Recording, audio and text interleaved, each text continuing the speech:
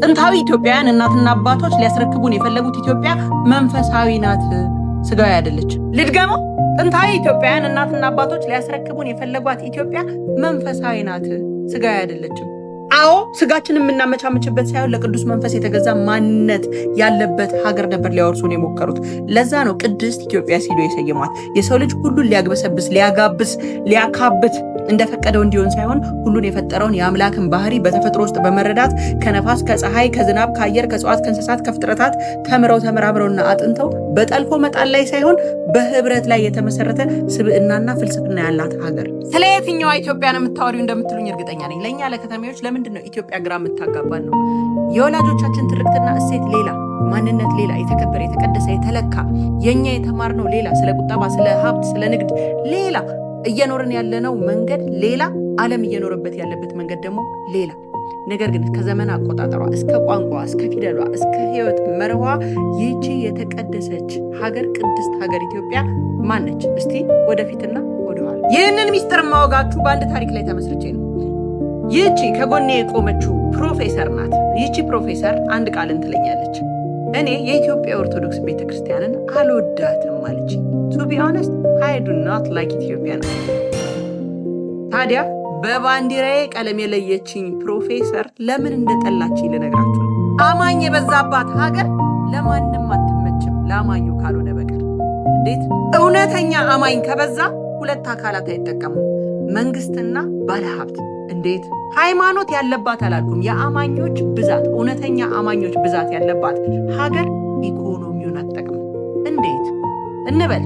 ኢትዮጵያን ኦርቶዶክስ ቤተክርስቲያን ምንድን ነው አስተምህሮቷ? ጾም፣ ጸሎት፣ ስግደት፣ በስርዓት መኖር፣ በልኬት። ይሄ ለማን አይመችም? ለኢኮኖሚው አይመችም። ምን ማለት ነው? ለምሳሌ ጾምን እንመልከት። የጠዋት ካፌ አገልግሎት በየ5 ሜትሩ የተቀመጠው የጀበና ቡና ካፌና ቁርስ ቤት ገቢ ይቀንሳል። በተዘዋዋሪ የግብር ገቢ ምን ያደርጋል? ይቀንሳል ማለት ነው። በቂ ጊዜ ካለው ሰው የራሱን ምን ያደርጋል? ምግብ ያበስላል፣ የራሱን ቅመም ይፈጫል፣ የራሱን ወተት ያፈላል፣ የራሱን ቡና ይቀቅላል።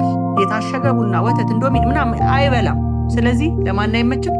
በሰፊው በብዛት የሚያመርቱት የቡና አምራች እንበለው የእንዶሚ የሆነ ነገር የሚያመርቱት አካላት አይመችም። ሰው ራሱን በራሱ ከቻለ አይመችም። ሁለተኛ እውነተኛ አማኝ ከበዛ የምሽት ህይወትና መዝናኛ ሆቴል፣ አርብና እሮብ የጾም ወቅት የጾም ከ250 በላይ ያሉ የአጽዋማት ቀናት መጠጥ ፋብሪካው ገቢው ይቀንሳል። ማን አይመቸውም? አምራች ኃይል። ሆቴል ይዞ የሚዳራው ሰው መጠን ይቀንሳል። ለምን?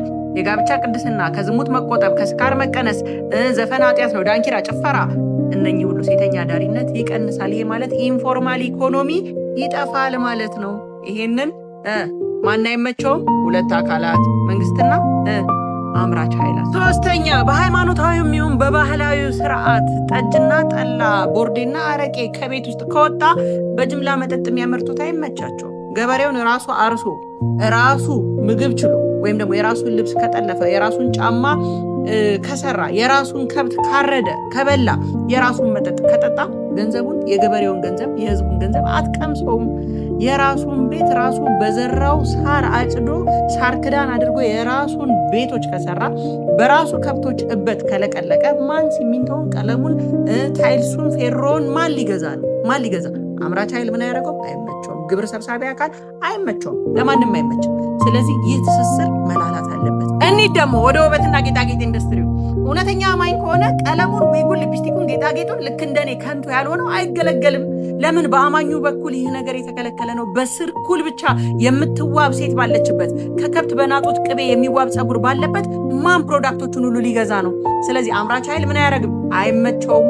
ከዛ ነገር ውስጥ ግብር የሚያገኘው አካልም አይመቸውም። አማኝ ከበዛ ኢንሹራንስና ቁጠባ በላይ የህዝቡን ገንዘብ አትወስደውም፣ አታገኘውም። ምክንያቱም መርሁ እግዚአብሔር ያውቃል። ዘመናዊ ፋይናንስ ላይ ግድ የለውም። የህይወት ቀላልነት፣ ሚኒማሊስት፣ የመንፈሳዊ ህይወት ጥልቅ ዓላማ ስጋዊ ምቾት ሳይሆን የነፍስ ድህነት ነው። ውድና ዘመናዊ ቤት፣ ጌጣጌጥ፣ መኪኖች መቀየር ፍላጎቱ አነስተኛ ነው። ስለዚህ ትርፍ ገንዘብ በጠቅላላ ወዴት ይሄዳል? ለምጽዋት፣ ለዝክር፣ ለቤተ ክርስቲያን ህንፃ ከዋለ ገንዘቡን አትነካው።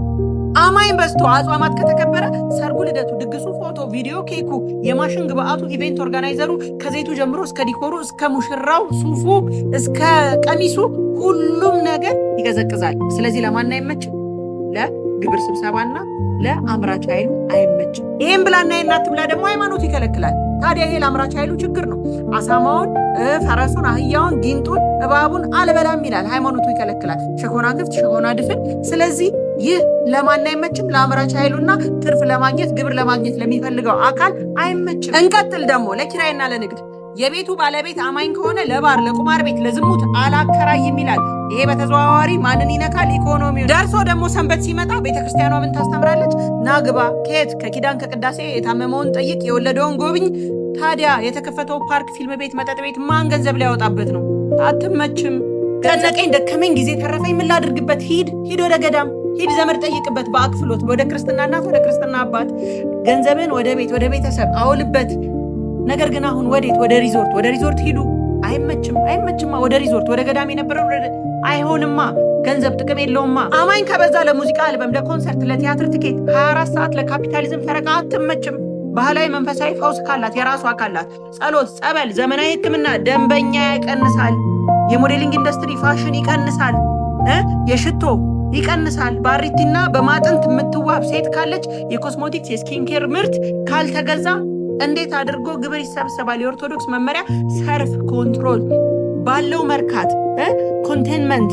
በቃ ይሄ አይመች። ጤፍ፣ ገብስ፣ ስንዴና በቆሎ ራሱ አምርቶ ራሱ በሙቀጫ በእጅ ከፈጨ፣ በርበሬ፣ ሽንኩርት፣ ነጭ ሽንኩርት፣ እርድ፣ አትክልት በቤቱ ከዘራ አልፎም ደግሞ ወተትና አይብ፣ እርጎና እንቁላል፣ ከብትና ዶሮ ቅቤውን በቤቱ አርብቶ ካነጠረ፣ ጠላና ጠጅ፣ አረቄና ቦርዴ፣ አሬራ በራሱ ጌሾና ማር ከተጠቀመ፣ ጥጡን ፈትሎ በእንዝርቱ ሸማ ከሰራ፣ ነጠላ፣ ጋቢ፣ ቡልኮ ከሰራ፣ ቆዳ ልጦ አልጋ፣ ኮርቻ፣ ጫማ ካደረገው፣ ሸክላ አፈር ጠፍጥፎ ምጣድና ድስት፣ እንስራና ጋን ጉልቻ ከሰራ፣ አልጋ፣ ወንበር፣ ሞፈር፣ ቀንበር፣ ሰፌድ፣ መሶብ፣ ቅርጫት ከሰራ፣ የደቦ ወንፈል ባህል ይዞ የቤት የጋራ ቤት ከገነባ፣ ከተረዳዳ፣ በባህል ሕክምና ስርና ቅጠል በጥሶ ከበሽታ ከዳነ፣ በመንፈሳዊ ጸበል አእምሮ ጤና ካገኘ፣ ከውጭ ኢኮኖሚ ነፃ የሆነ ማህበረሰብ ሊፈጠር ነው።